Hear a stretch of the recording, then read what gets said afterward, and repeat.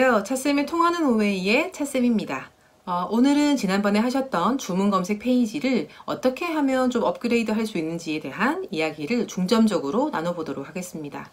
자, 지난번에 하셨던 주문 검색 페이지 살짝 기억이 나시지 않을 수도 있겠다라는 생각에 간단하게 리뷰 한번 해볼까요?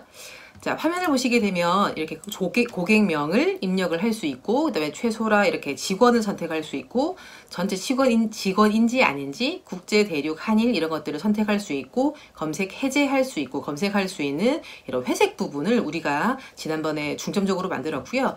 만들고 나서 이제 관련된 내용들을 검색하거나 해제할 수 있는 기능 또한 우리가 매크로로 녹화를 해놓은 상태가 되겠습니다.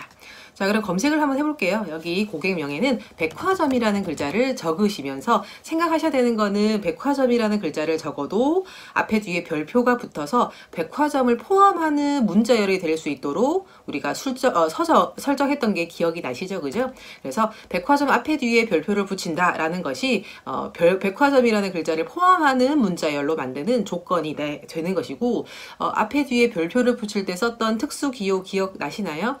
%라는 기호를 써서 우리가 문자열을 붙이는 역할을 해봤었습니다. 자, 지금 여기에 대한 조건 설정들은 지금 9번에서 17번 행 사이에 우리가 셀 연결이든 아니면은 뭐 검색을 할 수 있는 고급 필터의 조건이든 지금 숨겨져 있는 상태라는 것도 기억을 해주시면 되겠네요. 자, 직원이라 나와 있는 이 콤보 상자, 그 다음에 전체 직원 체크하거나 해제할 수 있는 확인란, 그 다음에 국제, 대륙, 한일 이 중에 하나를 선택할 수 있는 옵션 단추, 그 다음에 이것들을 묶어줄 수 있는 그룹 박스. 자, 이렇게 해서 우리가 양식 컨트롤들을 이렇게 다 순서대로 넣어주고요. 넣어주고 나서 이제 셀 연결 또한 9번에서 17번 행 사이에 우리가 셀 연결되어 있는, 그러니까 지금 여기 실행했었던 내용들에 대해서 여기 체크했던 내용들에 대해서 셀에다가 뭔가 숫자든 뭐 체크 해제든 이런 것들을 확인할 수 있는 셀 연결들이 지금 배치되어 있는 상태였습니다. 자, 그러면 일단 여기 직원을요 안정훈으로 한번 바꿔볼 거고요. 이번에는 전체 직원 체크를 하지 않도록 해볼게요. 그래서 이렇게 체크를 하지 않고요. 그 다음에 선적 구분은 여기 나와 있는 것처럼 국제로 우리 한번 같이 맞춰보도록 하겠습니다. 자, 지금 원본 데이터는 273건의 데이터가 되어 있지만 우리 검색을 한번 눌러볼까요? 자, 눌러보게 되면 이제 검색을 했을 때 검색이 완료되었습니다 라는 메시지 창과 함께 3건의 데이터가 검색되는 걸 확인하실 수가 있을 겁니다. 자, 지금 3건 데이터 검색되어 있는 것보다 좀 눈에 더 많이 띄는 것은 검색을 완료했습니다 라는 이 창이 좀 기억이 많이 나시죠? 그래서 우리 조금 생소할 수는 있었지만 비주얼 베이직 코드 한 줄을 추가해서 메시지 창, 우리가 원하는 멘트가 나올 수 있는 이런 창을 띄울 수가 있었습니다. 자, 검색을 완료했습니다 라는 메시지 창을 띄우는 비주얼 베이직 코드는 MSG BOX라는 거 기억하시죠? 그죠? 그래서 그거를 한 줄 추가해서 우리가 이런 창을 한번 띄워 봤었고요. 앞으로 우리가 지금 예정되어 있는 여러 가지 작업들에는 지금 이거와 관련된 것처럼 비주얼 베이직 코드를 써서 하는 작업들이 조금 몇 번 이렇게 있을 거예요. 그래서 조금 생소하다라고 생각이 들 수는 있지만 이제 좀 익숙해질 수 있도록 우리가 트레이닝을 해볼 수 있도록 준비하겠습니다. 자, 확인 버튼 누르시게 되면 검색된 결과 확인할 수 있고, 지금 3건이나 나와 있는 이 결과물을 보시는 것처럼 subtotal 함수를 썼던 것도 기억해 주시면 되겠죠. 그죠? 자, 다 됐으면은 검색 해제를 눌러서 원래대로 되돌릴 수 있는 상태까지 우리가 만들어 놓은 상태가 되겠습니다. 자, 어때요? 이렇게 검색을 잘 했습니다.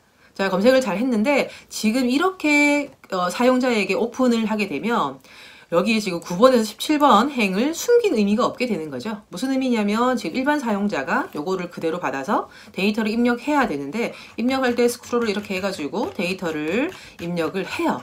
할 수는 있죠. 그죠? 열심히 잘 할 수 있지만 데이터를 좀 더 정확하게 입력받기 위해서 데이터 관리를 하기 위해서는 입력을 할 수 있는 전용 창을 만드시는 게 훨씬 더 현명한 방법이라고 생각이 들거든요. 그래서 지금 우리가 앞으로 예정되어 있는 작업이 드디어 주문 입력이라는 단추를 눌렀을 때 나오는 이런 전용의 창, 즉 지금 고객 주문의 데이터를 입력할 수 있는 전용 창을 만드는 게 앞으로 저랑 함께 예정되어 있는 개선과 관련된 부분이라고 생각하시면 되겠습니다. 자, 그러면 간단하게 타이핑을 해볼까요? 고객명에 백화점이라고 마찬가지 적어볼 거고요.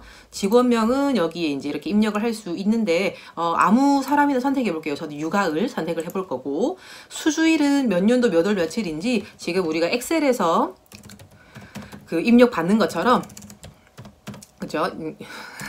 2019년. 그래서 입력 받는 것처럼 이렇게 입력을 해주시면 되고요. 자, 이거를 좀 날짜 형식은 옆으로 조금 붙여 넣을게요. 해서 어떤 제약사항이 없기 때문에 이렇게 붙여 넣어 줄 거고요.